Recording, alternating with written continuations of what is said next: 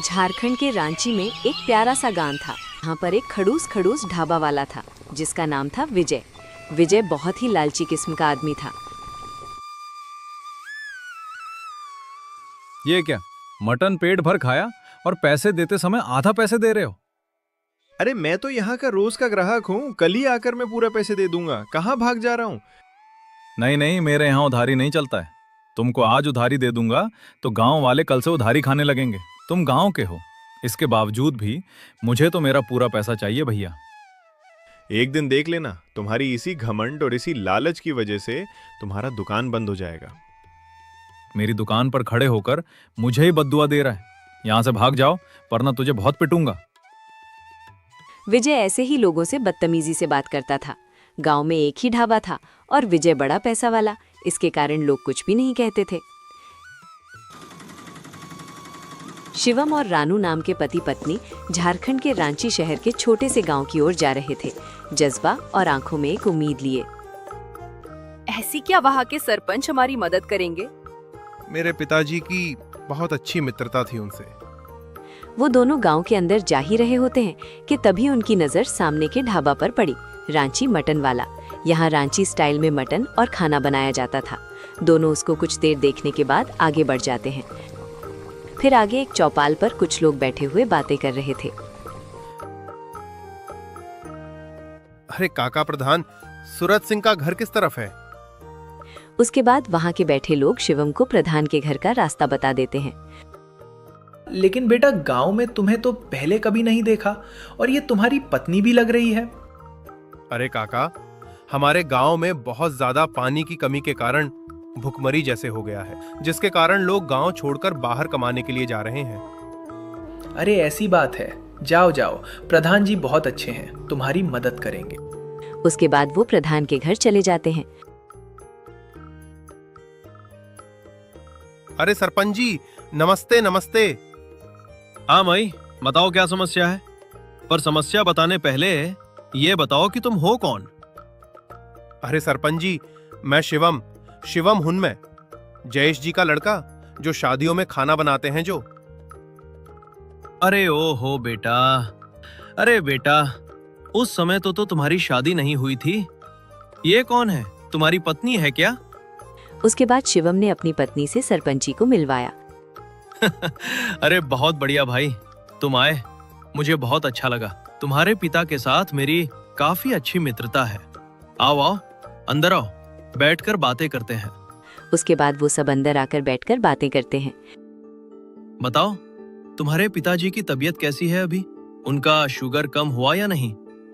हाँ ठीक है, अभी ऐसे ही कह सकते हैं। और बताओ, कैसे आना हुआ तुमको? गांव में अचानक से पानी की कमी के कारण भुखमरी जैसे अकाल आ गया है। इसके कारण मैं यहाँ पर काम करने के लिए आया हूँ। ये बात सुनकर प्रधान थोड़ा हैरान होकर कहता है, अरे अरे, तुम्हारे पिताजी तो ठीक है ना? हाँ पिताजी तो ठीक हैं, मैं बाहर में काम करके उनको पैसे भेज दिया करूंगा। अच्छा, अभी गर्मी का महीना चल जाएगा, तब मैं वापस चला जाऊंगा और हम लोग खेती करेंगे। अच्छा, तो घर संभाल रहे हैं, तो बताओ मैं तुम्हारी कैसे मदद कर सकता हूँ? सरपंच जी, मुझे यहाँ रहने की व्यवस्था और कुछ काम मिल जाता तो बहुत कृपा होती है आपकी। सरपंची कुछ देर सोचते हैं, फिर कहते हैं, देखो, तुम्हारे पिता की तरह तुमको खाना बनाना तो आता ही होगा, तो फिर तुम गांव में एक ढाबा है, वहां पर तुम काम कर सकते हो और गांव वालों को थोड़ा समझ सकते हो। उसके बाद अगर तुम्हारा मन करे तो अपना खुद का दुकान खोल लेना। हाँ हाँ सरपंच जी, मैं गांव के अंदर आते समय एक ढाबा देखा था। लेकिन ध्यान से, वह बहुत ही लालची किस्म का आदमी है, उससे थोड़ा बचकर ही रहना। फिर क्या था, अगले दिन ही शिवम उसी ढाबे के पास चला जाता है। अरे भैया, मैं बिहार से आया हूँ, आपके यहाँ रसोइया की जरूरत है क्या? जगह खाली तो है, पर तुम्हें क्या क्या बनाना आता है? हमारे यहाँ मटन चावल और दाल भात मिलता है। मैं और मेरे पिताजी शादियों में खाना बने करते थे। मुझे बिहार का फेमस चिकन करी, साथ में बिहार का तड़केदार दाल बनाना आता है। आप एक बार मेरे हाथ का खाना खाकर देखिए, आपको मजा ना आए तो मुझे मत रखिएगा। ठीक है फिर तेरा, आज तू ही खाना बना। अगर तेरी चिकन और दाल चावल लोगों को पसंद आई तो मैं तुझे काम पर रख लूंगा। ठीक है भैया, मैं बहुत अच्छे बनाऊंगा, आप देखते रहिए। फिर क्या था, आज शिवम ने ही खाना बनाना शुरू किया। सरसों का तेल, कटे हुए चिकन, खड़े मसाले और इधर दाल और दाल के मसाले, सबको मिलाकर उसने एक पतीले में चिकन बनाया और एक में बिहार का स्पेशल तड़केदार दाल। कुछ ही देर में उसका खाना बन चुका था, जिसकी खुशबू काफी अच्छी आ रही थी। अरे वाह वाह, खुशबू तो अभी अच्छी आ रही है। बस लोगों को पसंद आए, तेरी नौकरी पक्की। कुछ ही देर में उसके पास ग्राहक आने लगे।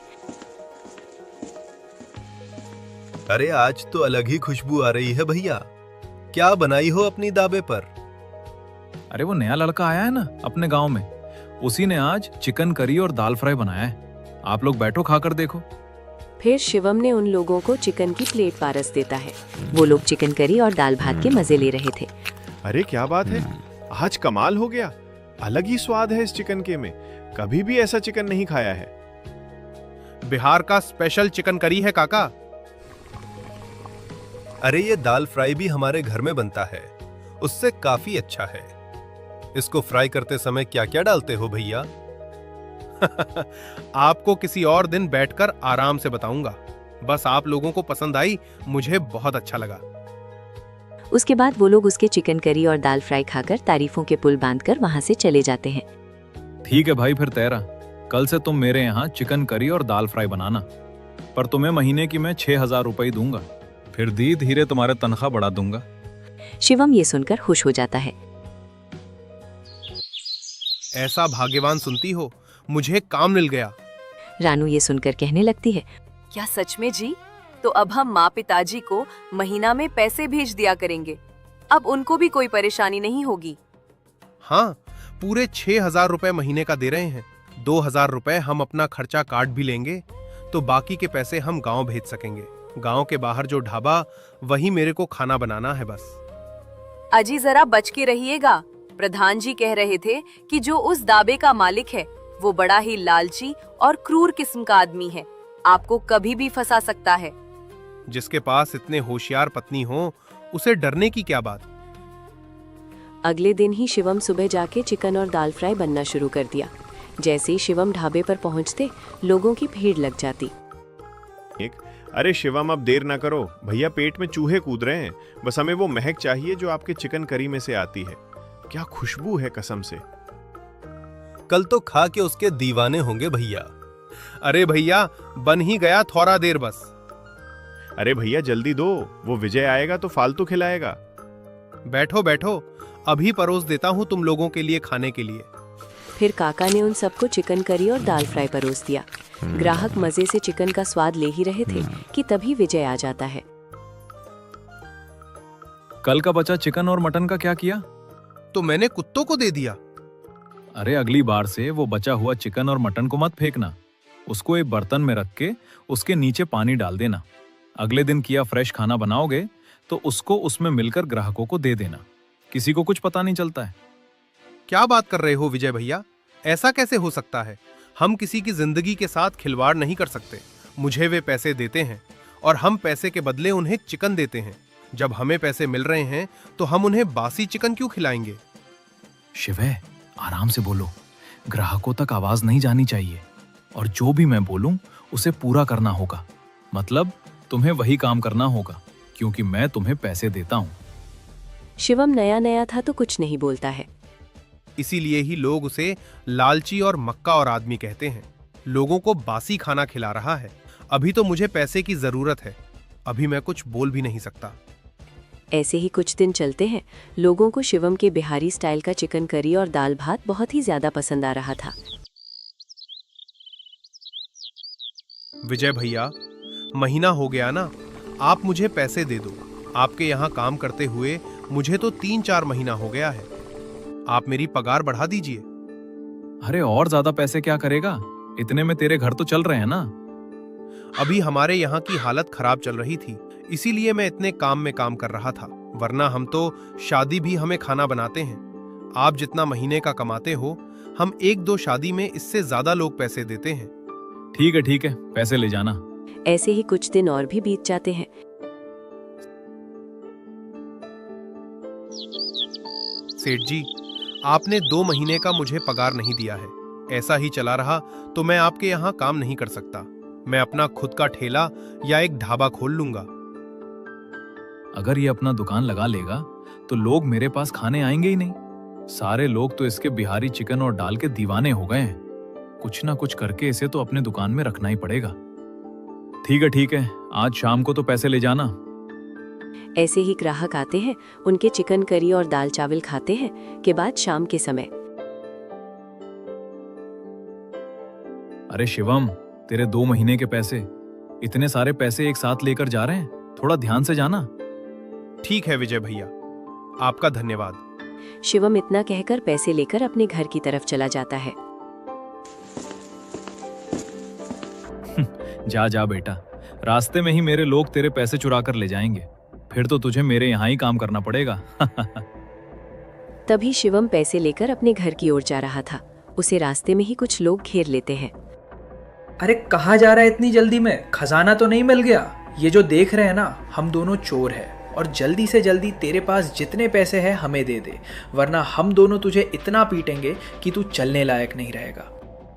उन दोनों चोर को देखकर शिवम चौंक जाता है और डरते हुए कहता है, भैया, हम तो एक मजदूर हैं, एक ढाबा पर खाना बनाकर घर वापस जा रहे हैं।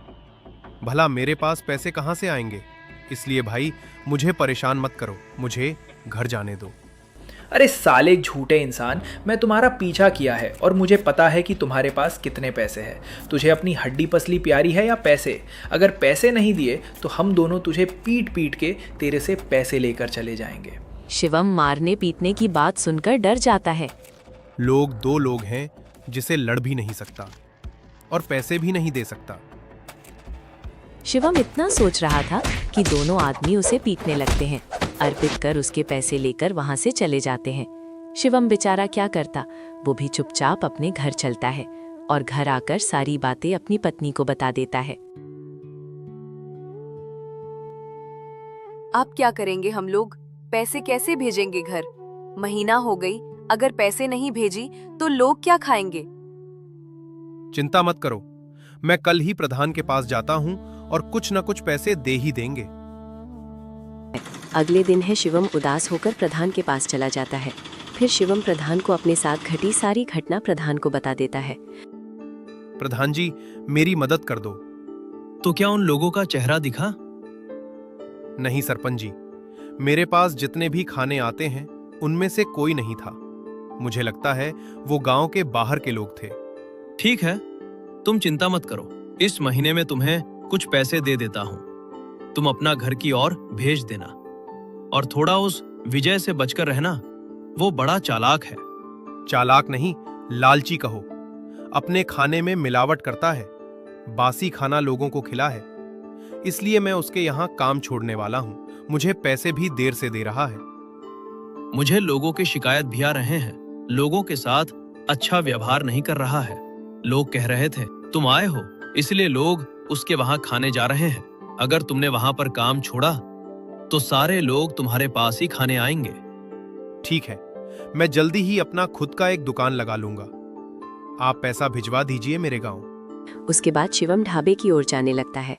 थोड़ी देर में ढाबे पर पहुंच जाते हैं और देखते हैं कि ढाबे पर पहले से ग्राहक खड़े हुए हैं और आज विजय लाल भी ढाबे पर है। अरे शिवम, क्या हुआ? आज आने में इतना देर क्यों हो गया? तुम बहुत मायूस लग रहे हैं। तबीयत ठीक नहीं है क्या? या फिर कुछ हो गया तुम्हारे साथ? तबीयत ठीक है मेरी। उधरसल कल आपने जो पैसे दिए उसे रास्ते में चोरों ने लूट लिया और फिर मैंने मुखिया जी से पैसे उधार लिए, इसलिए मुझे देर हो गई। अरे ऐसा हुआ क्या?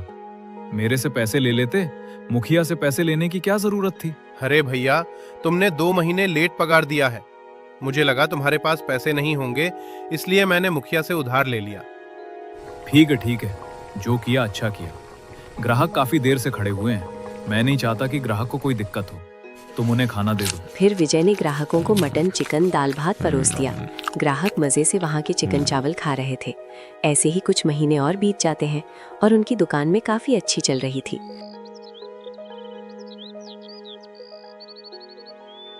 सुनो, मैं घर जा रहा हूँ और तुम अपना काम करके घर आ जाना। उसके बाद विजय इतना कहकर अपने घर चला जाता है। आज शिवम दुकान पर सारा चिकन जल्दी बिक जाता है, क्योंकि जब भी ढाबे पर शिवम रहता है तो गांव के सारे लोग खाने के लिए आ जाते हैं। विजय लालची और घमंडी था, इस कारण से लोग बहुत कम ही आया करते थे। आज तो जल्दी ही सारा खाना भी खत्म हो गया। विजय भैया के घर जाता हूँ और पैसे उन्हें दे देता हूँ। उसके बाद शिवम पैसे लेकर विजय भैया के घर की ओर क्या होता है, उसे रास्ते में फिर से वही चोर घेर लेते हैं। शिवम, पहचाना कि नहीं मुझे? मैं वही हूँ जिसने तुम्हारे पैसे चुराए थे, इसलिए बिना कुछ किए मुझे आज भी पैसे दे दो।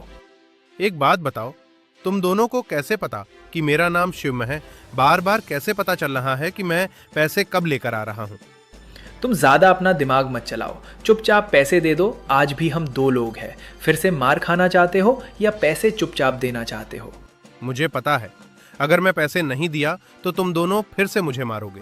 इसलिए चुपचाप पैसे लेकर चले जाओ, और तुम जिसके लिए भी काम कर रहे हो जल्दी ही पकड़ा जाएगा। ना बोलकर शिवम उसको पैसे देकर अपने घर की ओर चला आता है। आज फिर से चोरी हो गया। मैं क्या करूं समझ ही नहीं आ रहा।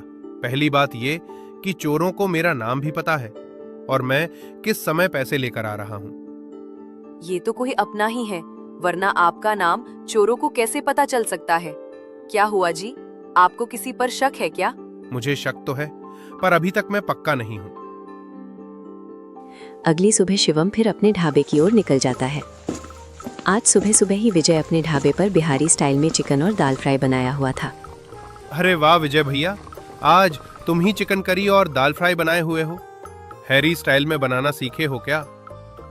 अरे नहीं नहीं, वो तो मैं बस ट्राई कर रहा था। वैसे कल के पैसे गले में नहीं है।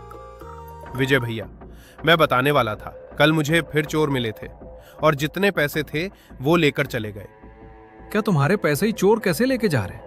मुझे तो लग रहा है तुम झूठ बोल रहे हो। वो सब मुझे नहीं पता विजय भैया। आप मेरे अगले महीने का पैसा काट लेना, और फिर भी आपको पसंद नहीं है, दुकान छोड़कर कहीं और काम कर लूंगा।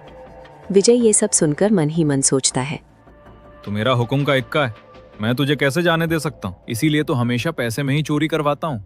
बस आज ही रुक जा, मेरा बिहारी स्टाइल का चिकन दाल फ्राई बिक जाए, फिर तुझे मैं खुद ही निकाल दूंगा। उसके इतनी देर में ग्राहक आने लगते हैं और शिवम ने आज अपना बनाया हुआ बिहारी स्टाइल चिकन और दाल भात लोगों को परोस देता है। लोग उसके चिकन करी और दाल भात खाने लगते हैं।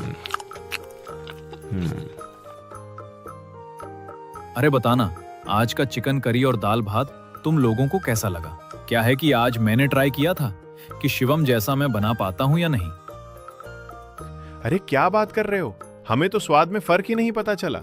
वो तो बिल्कुल वैसा की वैसा लगा। हाँ भाई, मुझे भी स्वाद वैसा ही लगा। जिस दिन शिवम भाई नहीं आएंगे तुम ही आपसे बना लिया करना। विजय उनकी बातें सुनकर खुश हो जाता है। अब तो लोगों को भी मेरे हाथों का स्वाद अच्छा लग रहा है। अब इस शिवम को दुकान पर रखूं या ना रखो, कोई मतलब नहीं है। इसी तरह आज उनका सारा का सारा दुकान का सामान बिक जाता है।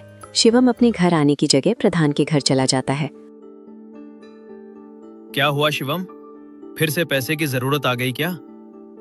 अरे नहीं प्रधान जी, कल मेरे साथ फिर से चोरी हो गया। जब मैं दुकान से पैसे लेकर आ रहा था, रास्ते में फिर वही दो चोर आकर पैसे ले गए। अरे अरे, फिर से वो चोर आ गए। लेकिन एक बात समझ नहीं आ रहा है, वो चोर सिर्फ तुम्हारे पैसे ले रहे हैं। अभी तो गांव में किसी और के घर में ना चोरी हुई, ना किसी ने शिकायत की। वही तो प्रधान जी, मुझे उसे विजय पर शक हो रहा है कि चोरी वही करवा रहा है। लेकिन हम साबित कैसे करेंगे? बिना साबित के गांव वाले कोई नहीं मानेगा। तुम्हें कुछ ना कुछ पक्का सबूत इकट्ठा करना पड़ेगा, नहीं तो मैं कुछ नहीं कर पाऊंगा। ठीक है प्रधान जी, मैं कुछ ना कुछ करूंगा। सुनो भाग्यवान, मुझे शक हो रहा है कि विजय ही चोरी करवा रहा है। चोरों को मेरा नाम पता हो ना, पर मैं किस समय पर पैसे लेकर जाता हूँ। वो बात तो ठीक है, लेकिन वो ऐसा क्यों करवा रहे हैं? अरे पहले वो चाहते थे कि मैं उनके दुकान में काम करना कभी ना छोड़ूं, इसलिए वो पैसे चोरी करवाते थे। लेकिन और आज तो विजय खुद ही बिहारी स्टाइल में चिकन और दाल फ्राई बनाया था, जो लोगों को अच्छा लगा। लगता है कुछ ही दिन में ये मुझे किसी तरह से फंसाकर मुझे इस गांव से निकलवा देगा। ठीक है, मैं तुमको बताती हूँ, अगली बार ऐसा हो तो तुम क्या करोगे? उसकी पत्नी रानू पढ़ी लिखी और होशियार लड़की थी। वो बताती है कि क्या और कैसे करना है। ठीक अगले दिन शिवम ढाबे पर चला जाता है और खाना बनने लगता है।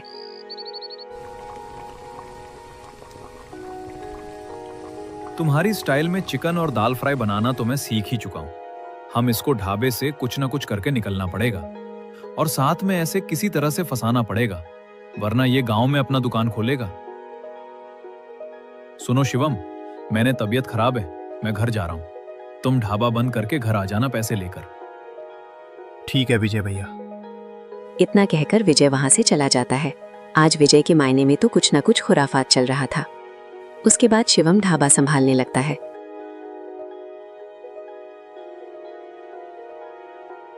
क्या हुआ भैया? मैं सोने तुम्हारा पैसा चोरी हो रहा है? हाँ भाई, आप, मुझे पता चल चुका है वो कौन है, जल्दी उसे पकड़ लूंगा। ऐसे ही शाम हो जाती है और शिवम आज की कमाई जितनी भी हुई थी सारे पैसे लेकर घर की ओर जा रहा था। लेकिन आज फिर से दोनों कर उसको घेर लेते हैं।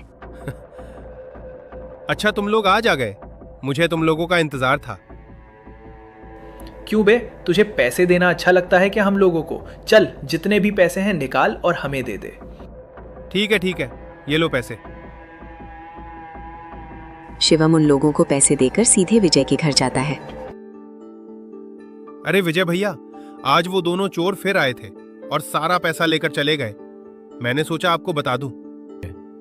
क्यों शिवम, रोज रोज तो चोरी नहीं हो सकता ना। मुझे पता है सारे पैसे तू ही अपने पास रख रहा है। अब घर जा, इसका निर्णय तो कल ही होगा।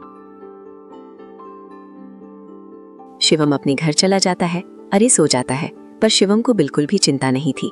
वो आराम से घर में सो जाता है। अगले ही दिन सुबह सुबह ही विजय प्रधान को लेकर शिवम के घर चला जाता है। अरे सुबह सुबह आप मेरे घर क्यों आए हैं? क्या हुआ आखिर? बात क्या है? तुम पहले पंचायत में चलो, वहां पर ही निर्णय होगा।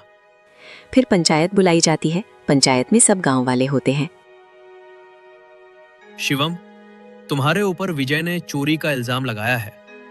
उसका कहना है कि ढाबे का पैसा तुम घर ले आए हो और कह रहे हो कि चोरी हो गया। प्रधान जी, मैं दुकान बंद करने के बाद पैसे लेकर विजय भैया के घर ही आ रहा था, तभी रास्ते में फिर वही दो कार आकर पैसे ले गए। मुझे तो समझ नहीं आ रहा है, चोरों को कैसे पता चल रहा है कि मैं किस टाइम पर पैसा लेकर जा रहा हूं। अरे वो भाई, उल्टा चोर कटवाल को डांटे, इसका मतलब चोर भी मैंने भेजी में हूं। सरपंची न्याय करना है तो सही तरीके से करिए। अगर कोई सबूत है तो बोलिए। सुनो सब शिवम, सबूत तो न्याय से ही होगा। अगर तुम्हारे पास कुछ सबूत है तो बताओ। अरे प्रधान जी, आप तो मुझे और मेरे पिताजी को अच्छे से जानते हो। मैं कभी ऐसा कर सकता हूं भला? तुम बार बार मेरे ढाबे से पैसा लेकर जा रहे हो। बेटा, मैं तुम्हें बहुत अच्छी तरह से जानता हूं।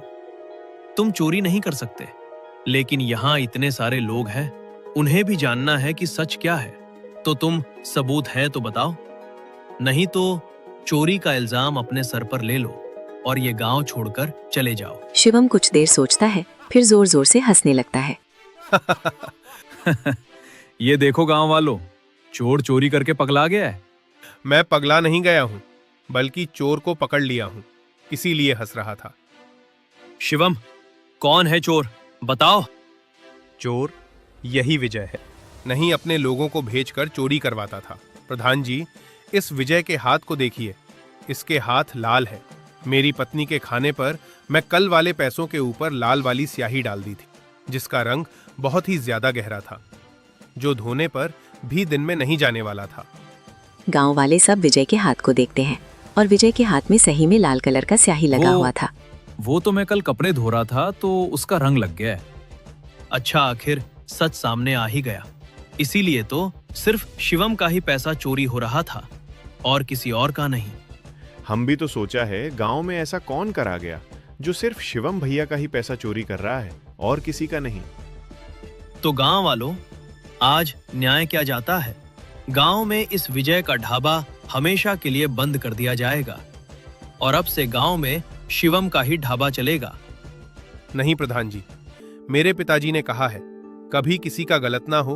भले ही विजय भैया ने मेरे साथ गलत किया है, लेकिन उनका भी परिवार है। आप ऐसा कीजिए कि ये 2 महीने के लिए वो अपना ढाबा बंद रखें। 2 महीने बाद मैं अपना घर चला जाऊंगा यहाँ पर काम कर। उसके बाद विजय भैया अपना ढाबा चला सकते हैं। शिवम, तुम भी अपने पिता के जैसे ही बड़े दिल वाले हो। ठीक है, फिर 2 महीने बाद विजय अपना ढाबा वापस खोल सकता है। ऐसे ही उसके बाद लगातार 2 महीने तक शिवम गांव का ढाबा संभालता है, फिर अपने घर चला जाता है। यही थी आज की हमारे गांव के ढाबे की कहानी। हमारे अगले वीडियो में शिवम और रानू बेगूसराय से, सूरज, जयेश और विजय ने भी कमेंट किया था, तो इस वीडियो में उनका नाम इस्तेमाल किए। अगर आप चाहते हैं कि अगले वीडियो में आपका नाम इस्तेमाल हो तो प्लीज़ कमेंट में अपना एक प्यारा सा नाम लिख दीजिए।